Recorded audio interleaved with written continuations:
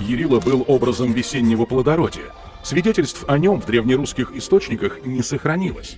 Память о Яриле дошла скорее по календарному обряду. Спокоен я и беспечально встречу Ярилин день. Крестьяне справляли праздники в честь Ярилы вплоть до начала 20 века. Они назывались Ярилиными гуляниями или просто Ярилками. Их отмечали с апреля по июнь. Вот как о воронежском праздновании Ярилок в мае 1765 года писал преосвященный Тихон Задонский.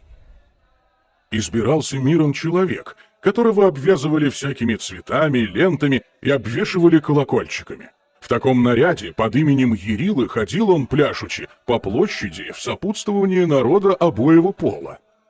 Ярилки носили самый разгульный характер. Люди пили, пели, плясали, дрались, разбивались на парочки. Празднование Ярилы не обходилось без его погребения. Из обрубка дерева, веток и тряпок делали куклу, изображавшую мужчину. Куклу клали в гробик и хоронили. Смысл такого обряда простой – побудить землю стать более плодородной.